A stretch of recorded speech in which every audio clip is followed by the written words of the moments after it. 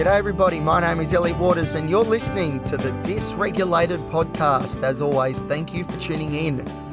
So today's episode, it's another of the Fortnightly check-ins. It's been a while since I've done an episode, so I'll explain that as well because there's been a bit going on. Some of it good, some of it not so good. So let's start with the not so good. I think I've said in a few previous episodes lately how when I have my days off from work, all I seem to do is sleep. I sleep all day, I sleep all night. We just sleep until pretty much have to go to work again on Monday.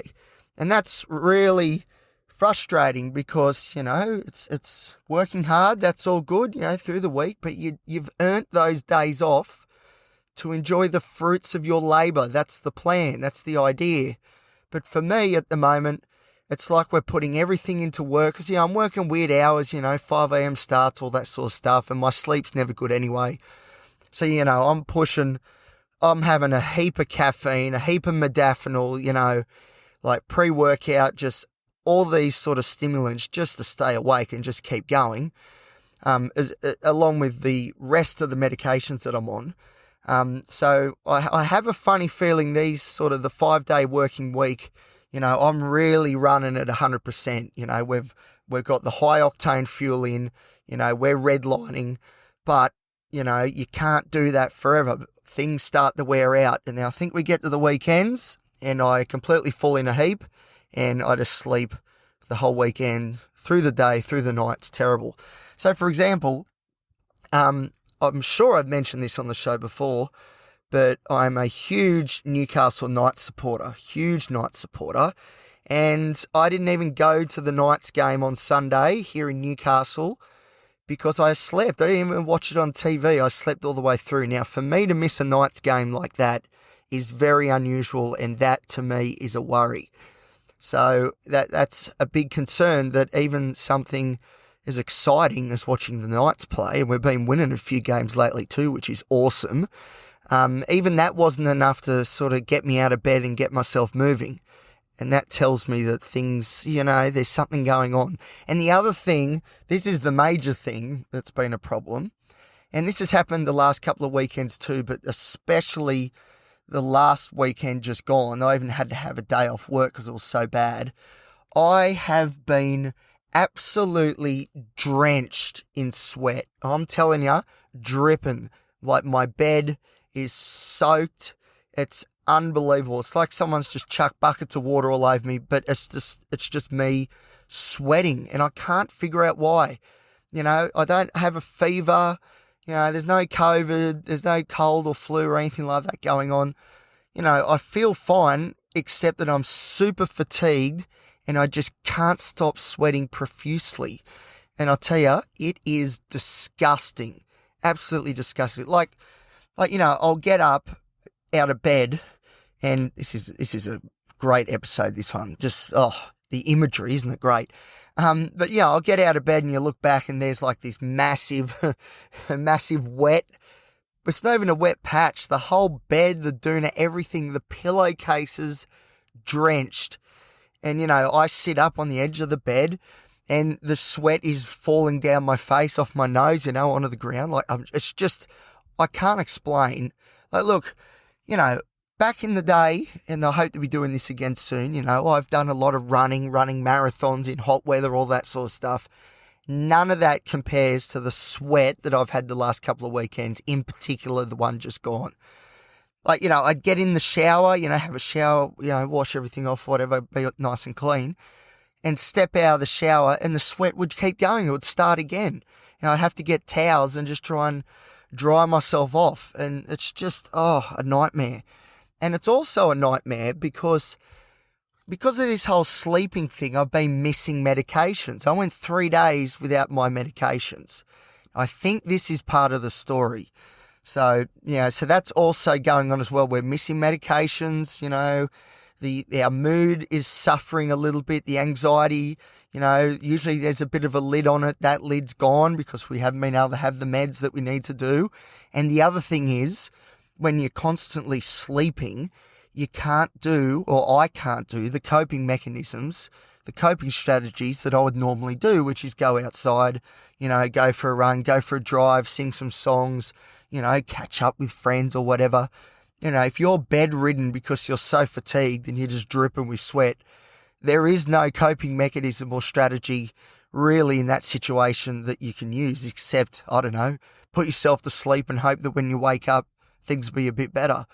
So it's been hell, really. Like the last couple of weekends, like I said, have been like this, but the one just gone has been particularly severe, and it's really sort of concerned me. And it's concerned me too because, if I miss 2-3 days of meds, I'll tell you, we crash very, very quickly. Now, this is where people get confused. People go off meds for a little bit and then some of these symptoms return. They think, oh, my anxiety's back. And it's like, well, no, not necessarily. It's more that you're withdrawing from medications, which has caused the anxiety. So it's, it's hard to differentiate if it's the not having medication that's causing the anxiety, for example, or if it's, hang on, let me explain that again. If it's the missing medications is causing the anxiety disorder to come back, or if it's missing medications is causing withdrawal effects which mimic anxiety. So anyway, I'm suspecting it's more the withdrawals part, I think. But this is what I think is going on. Now, this is just a hunch. I don't know if this is true or not, but at the same time, it feels like it probably is. I'm pretty confident that this could be it. I think when I'm asleep, I've said this in earlier episodes, it hasn't been a problem as much lately, but it's come back a little bit again, which is when I sleep, I have panic attacks in my sleep. So for a while there, I remember in my 4th year at uni, which is almost 2 years ago now when I did my thesis, if you go back to the episodes right at the start, I talk about this in a bit of depth, which is, quite often people who have severe mental health problems and concerns going on, like I certainly have, one way to escape, well, there's a few ways you can sort of try to escape it. Substance abuse is one, and, I've tried that one, and that just kicks the can down the road, and that can just seems to get bigger, so that doesn't work. And the other thing is you just sleep. You get your Seroquel, your quetiapine or olanzapine or whatever antipsychotic, risperidone, and you just load up on that and you just sleep. And that's how you escape for at least a little bit the negativity, because obviously you're asleep. But the problem is if your dreams are causing panic and depression as well, like mine have been, again, more recently, which is a shame, it's hard because you can't escape it. So what I think is happening, I think the sweats is because of panic attacks that I'm having while I'm sleeping. I think part of it is that, so I need to be really productive or else I get the shits very easily, I really need to be achieving things. I did that episode, a couple of ones before, about getting early wins in the day. And it's so important for me that I need to achieve certain things or else the whole day is a write-off and it's a complete waste of time and I'm in the worst mood. It's just shocking. So I really need to be getting stuff done. Even on my days off, I need to be working hard. And if I'm getting to the end of the week and I'm just sleeping all the time, in my head, in these dreams, I am thinking of things that I should be doing. And then I wake up in a pool of sweat. And I think it's because in my dreams, I'm having these panic attacks. So I have a sneaky suspicion that this flood of sweat that I've been experiencing is because of a panic attack. And I think the panic attack is happening in my dreams because subconsciously, there's forces there saying we should be achieving things right now. We're not doing it. We're failing. This is a huge, huge problem. Oh my God. What are we going to do? And that's sort of what I'm contending with in my dreams. And the fact that I wake up drenched in sweat, anxiety riddled, just a depressive mood hanging over my head, it tells me that in my dreams I haven't been able to sort out those problems. And I think the only way really I can sort out those problems is by not sleeping so much and getting stuff done. But it's very difficult when you don't sleep well during the week. I get up at 10 to 4 every morning to go to work. And, we know how important that, sleep-wake cycles are, your circadian rhythms are, in particular to bipolar disorder, which I also have. So it's very important, stable sleep patterns is so important for people with bipolar disorder, but also BPD, also the anxiety disorders, the depression and mood disorders. Having interrupted sleep is not good for any of them, but bipolar in particular is right at the top of that list. So I think that's a big problem. I go through the week, I'm not having good sleep. I'm using all these stimulants just to, get to work and put in a big effort. And I might add, putting in a great effort. But then I finish work and I'll do other things. I should be doing other projects I'm working on. And, whereas maybe I should be having a nap in the afternoon, but I don't do that because I got stuff to do. My inner critic is saying, if you don't complete this sort of stuff, you're failing. And, that is anxiety provoking, certainly. But when we get to the weekend, like I said, I fall asleep. I don't achieve the things that whatever it is I'm meant to be achieving. And I think I'm having these huge panic attacks in my sleep. And when I wake up, it's all happening. It is all happening. And it's shocking. It is shocking. And like I said, I don't want to trivialize this fact. This is important too. The fact that I'm missing all my medications 3 days in a row of no meds, like that is a huge, huge problem. And I can tell you on the Tuesday, just gone. What's today? Thursday?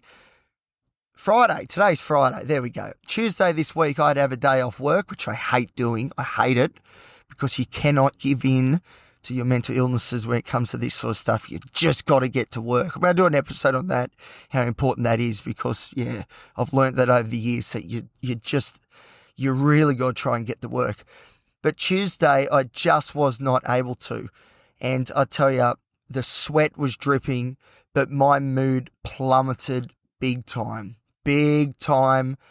And I'll admit, was there some suicidal ideation going on? Yes, there was, and there hasn't been that for a very long time. There was a lot of rumination about things in the past that, weren't really relevant at this point, past relationships, mistakes that I've made, over different things. It all just come flooding in. And because I didn't have the medications, those walls that usually I have to keep those thoughts out, they just weren't there. And it was, I tell you, Tuesday was hell. It was shocking. Like it was, do we go to the hospital sort of stuff. Thankfully, I was able to pull myself out of it, which, that also shouldn't be trivialized because in the past I wouldn't have been able to, whereas, I was able to, which is great.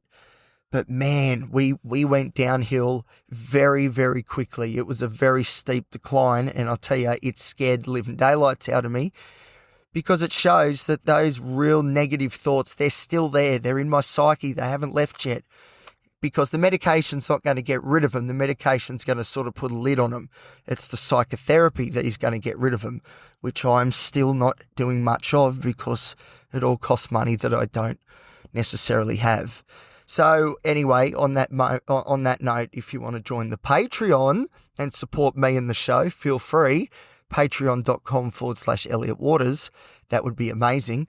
But yes, so that is some of the bad news that's been happening. Oh, man, I cannot explain like how much perspiration there was. It was unbelievable. Anyway, enough of that because it's disgusting. And I'm starting to sweat now just thinking about it. Let's look at some good things. So there's a few projects that I'm working on at the moment, which is awesome. So I've been accepted as part of the Lived Experience Advisory Panel with the Every Mind Institute, which is a wonderful, wonderful mental health institute based here in Newcastle, which is even better. But it's a national organisation and they do some really... I've had my eye on Every Mind for a while. And then this opportunity popped up. I have a friend actually who will be on this show soon enough when I finally get around to getting these interviews going. she works there, and she said, Elliot, I think this is a great opportunity for you. And I'll tell you what, it has been. And it's really awesome. So I'm very proud of the fact that I've been chosen as part of this panel. What else has been happening? I was chosen again to be part of a group, 20 of us, the big movers and shakers, it seems, of the mental health sort of realm here in Newcastle. And yours truly was selected as one of the 20, which was really, really cool. So we're doing a few meetings. The Black Dog Institute is running them. It's all about community engagement sort of stuff. So this is really right up my alley. So the reason I was chosen was because of the Man Walk that I run here and a few other initiatives that I've got going here in the local community as well. So this is a great opportunity to network, but also, see what other people are doing. Maybe some of their stuff can complement my stuff, vice versa. Maybe I can do some things and help them out. Because what we sort of identified, and I was the one that sort of brought this up because, I'm there as well because of my lived experience. As far as I'm aware, I'm the only person who's there specifically in part for their lived experience. So, as far as I'm concerned, my opinion is right up there. And I said that Newcastle has a lot of mental health initiatives going on. There's a lot of things going on, but they're all running parallel to each other. There's no sort of synergy. There's no sort of overarching goal that we're all working towards. Don't get me wrong, we're all working towards, generally speaking, improving mental health outcomes in our community, but we're sort of doing it separately. And I think the idea of this is getting all us together and being like, right, I think if we put all our skills and our knowledge and the initiatives that we're doing already, if we can sort of pull that together and sort of work on that as a team, we'll probably get some better results for the local community, which is exactly what we want. So that's been really good.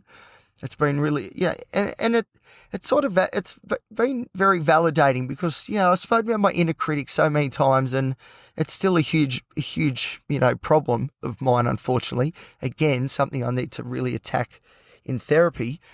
But being chosen for the lived experience group with Every Mind, being chosen for this group, the movers and shakers, it seems, of the mental health in Newcastle, that sort of tells me, what, maybe we are actually doing something that's pretty good and that inner critic needs to zip it because, maybe we're actually going all right and we should keep going, which is good.